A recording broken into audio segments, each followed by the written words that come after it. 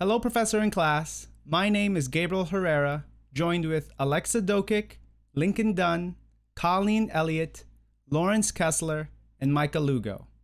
This is our team presentation, Leadership Challenges in Education during the COVID-19 pandemic. In our presentation, we're talking about how the pandemic affected education.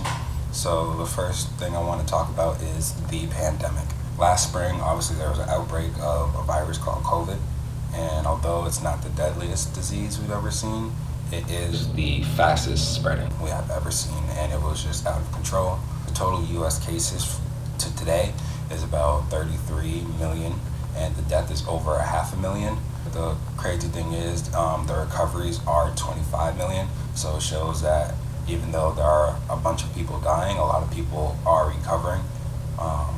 In the United States, we have 23% of the COVID cases in the entire world, which is the highest, and we're still fighting with it today. The next thing I want to talk about is remote education.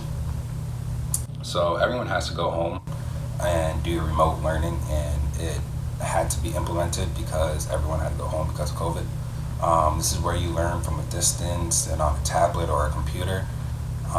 The difference between online and remote is because the classes are still at the same time and attendance is taken, but online you are given assignments and deadlines, so it's completely different. And the bad impact I feel like this has is that studies show it brings kids back as much as half the school year, and it would have been different when they were in a physical setting because they would have probably excelled. And as you see in this, it's like he went to sleep shortly after. Some kids don't have access to technology all the time, which affects the amount of days they can actually learn or go to school. Obviously, as a kid, you get distracted and you get way too comfortable in their own homes, especially because they're in bed or they just right downstairs. There's TVs, tablets, friends outside. Even with adults, because adults are working from home now, and I see adults get really distracted or just doing random things. The amount of dropouts actually have increased by nearly 20% in the United States only, which is ridiculous. And I think what we should do is we need to put our foot down and get the children involved, and we should also hold parents accountable for having their children involved in the classes, since most of our parents are home now as well. Some schools opened up for like half week in class and half week remote, but holding the children accountable for paying attention and having the same rules that they had in the physical school is very important, because they do need to learn, and this is one of their most important times to learn. Even us, we need to keep learning, and I get that it can be difficult, like holding your authority through a screen, but I feel like there has to be some type of way. As we all now know, COVID-19 has led to educational institutions to have their educators and students interact remotely and off-site from school property. You may be asking yourself, why distance or remote learning? Why was that format chosen? Simple answer is because COVID-19 is a complex issue. Having educators and their respective students interact remotely has allowed for there to be a reduction in the spread of COVID-19 in schools and colleges. Though remote learning is an appropriate response to COVID-19 from a health and wellness perspective, the question may have had to be asked if it really is efficient for delivering a quality education to students. It is at this time that I will be assessing both the pros and cons of remote learning. Let's start with the pros. The first pro is safety. As previously mentioned, remote learning has allowed for there to be a decreased spread of COVID-19 in classroom settings, which in return leads to better safety for students and educators. The second pro is time management, discipline, and accountability. These three self-disciplinary skills are important to develop to learn and continue to grow into your own person. These skills are generally presented to students in the form of due dates, group work, or any other kind of assignment that has to be managed. especially as you continue into your educational career and you're managing more than one class worth of work at a time. At home with remote learning, there is more emphasis on these skills as students have more independence from their educators and their educational institutions. The third pro is financial affordability. Due to many educational institutions moving to an online learning format, some of the operational expenses have decreased, leading to reduced tuition prices for students, specifically college students. The fourth and final pro is comfort and convenience. This is as simple as it sounds. When you're learning remotely, there's almost no wrong attire you could wear while you're learning from home. Students could wear pretty much whatever they feel to be comfortable with less social pressure surrounding fashion trends. From the waist up, you can dress professionally, and from the waist down, you could be in shorts or sweatpants if that helps you learn better. Now on to the cons of online learning. The first of which is background noise and distractions. These could be things such as phones, TVs being on, or other people just being home in the house going about their business. These kinds of distractions could lead to students losing their attention and result in lower participation and a decreased ability to learn in that environment. The second con is that not all classes exist online. For this, we refer to classes like physical education or courses related to the medical field. For the sake of a quick example, I think most of us could see how it would be hard to teach a nursing student or a medical assistant how to draw blood and perform other tasks over Zoom. The education component of it might be there, but there are just some things that cannot replace hands-on and in-person learning. And some things are better learned and perfected in their practice in an in-person learning environment.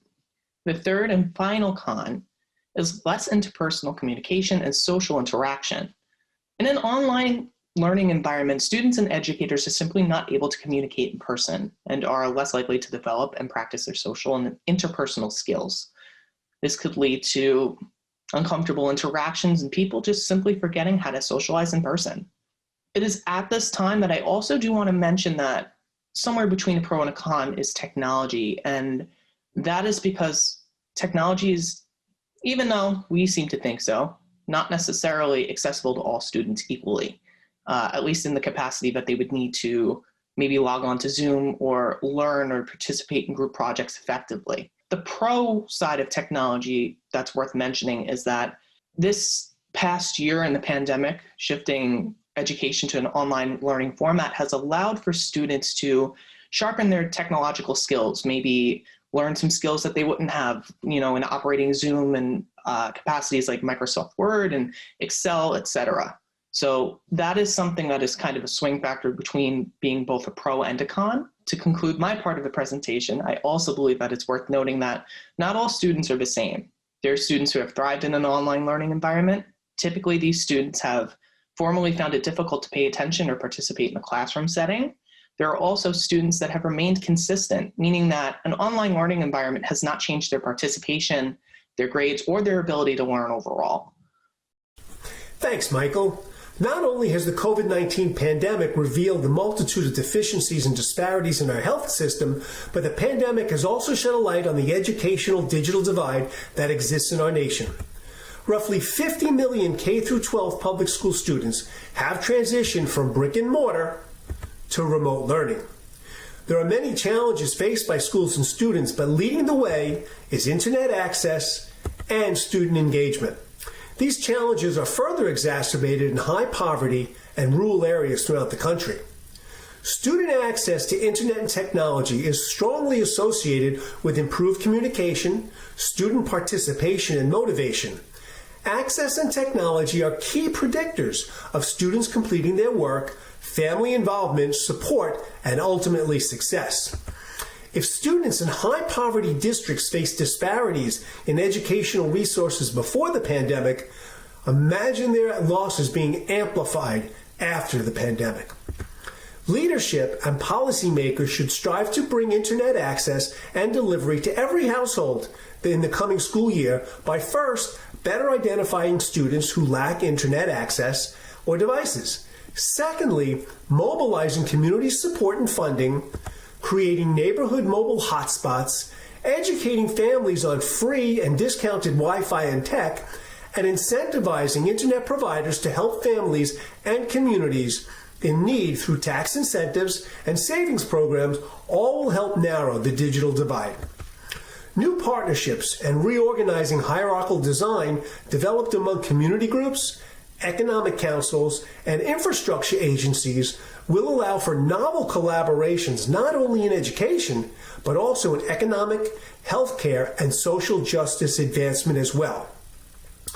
Teachers will require support and innovative ideas for navigating remote education and instruction.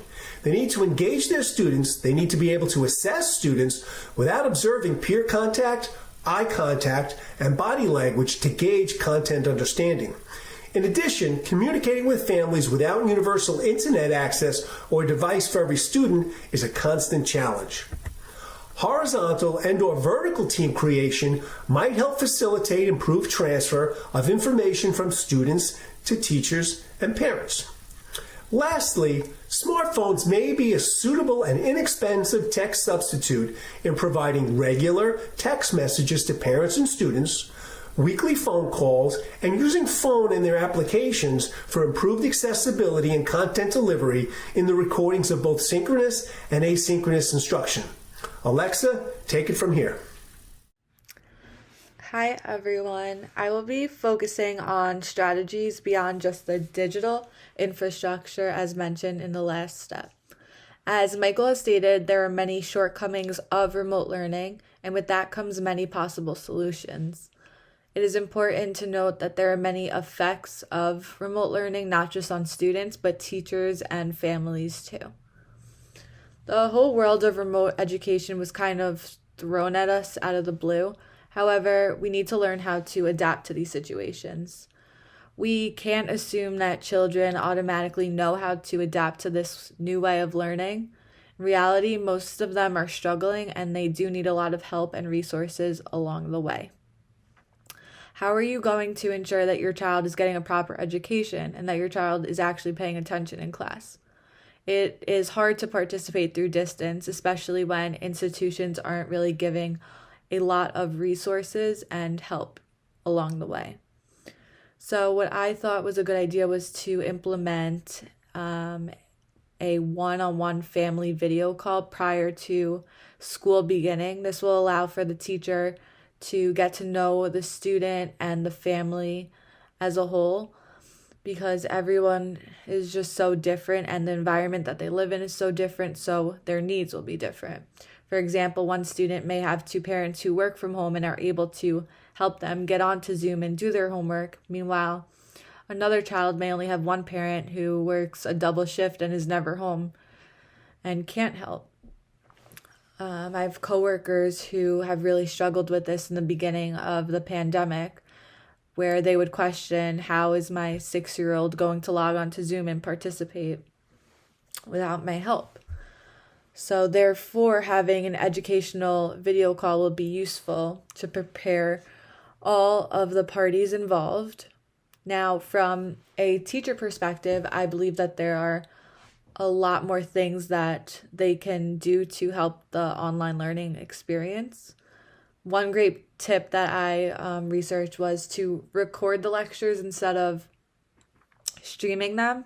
So let's say a student is struggling with Wi-Fi issues or their laptop dying or can't log on. The recorded videos will be there so that you can look back on it in times of chaos if needed. Another great tip is for teachers to show their face. A study was actually done and it was reported that those teachers that did show their face and were interactive had a much better influence on their students, and in turn the students had a better lecture experience. And from my personal experience, especially in Maureen's class, when she showed her face and was present, it was more meaningful and engaging. Likewise, with my group, when we met together, we were more involved when we did show our faces. And another tip, last but not least, is to provide interactive activities, including the whole class. I think it's important for the students to actively get involved in conversation, whether it be something as simple as a educational bingo game.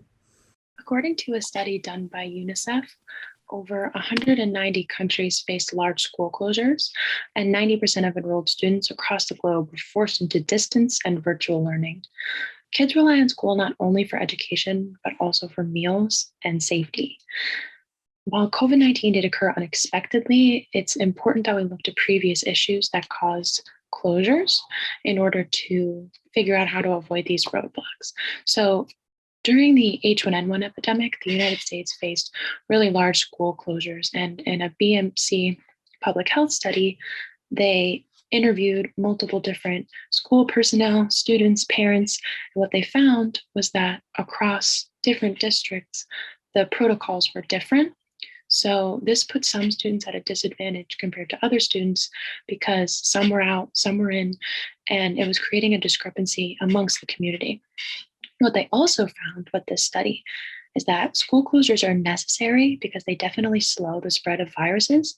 But what can happen is the way that the school handles their protocols is the way that the community is going to trust the school. So if they don't do a good job, they won't be there to support the school when they need it. So moving on to COVID-19, COVID-19 has been the biggest public health crisis in almost a century, and it's forced students into isolation and very difficult learning situations. The way schools have handled extended school closures will affect how the community interacts with the school. The most important thing for school leaders to do is to provide as much support to the students as possible, and not just in an educational sense, but also in mental health and food security and safety. So leaders will have to get comfortable in a very transformational leadership role.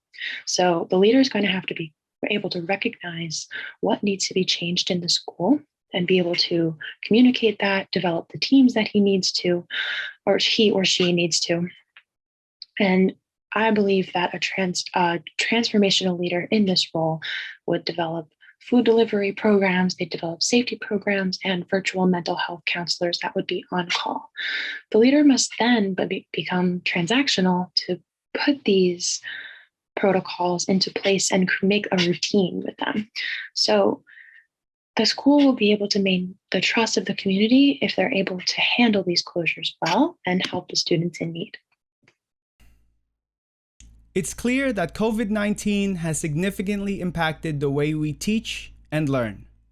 Given that so many educational institutions transitioned to remote learning and then to a mix of remote and in-person learning, it's important for us as leaders to review and evaluate our mission statement and self-assess the behaviors of our educators and staff. Before jumping in and creating our new mission statement, we must ensure that it reflects the actions in our current environment. In our efforts to bridge the digital divide, our goal is to work with policymakers and internet providers to ensure that every student has the means to a reliable, affordable connection, as well as the devices needed to facilitate distance learning. In order for every student to receive a proper education in this new format, our plan is to establish ongoing collaborative partnerships with families, offering instructional resources for everyone involved in the educational process. That's the students, teachers, and families. We can ensure that our standards for education are being met. In our efforts to mitigate and prevent further disruption, our goal is to have educational leaders come together in creating a long-term crisis plan. Forming a cross-functional team that shares ideas and solutions will help in being steps ahead in the development of COVID-19 and future issues that may occur. Our new school district mission and vision statement is as follows. We strive to build a safe community where all students receive the necessary tools needed to connect them to an education that will develop lifelong learning habits and positive mindsets. Our vision is to provide every single student an inclusive and challenging curriculum that stimulates learning and creativity in a positive and safe environment, regardless if they are inside our classrooms or learning from home. With our goals and mission statements aligned, we'll be more prepared and ready to adapt the following school year. Thank you.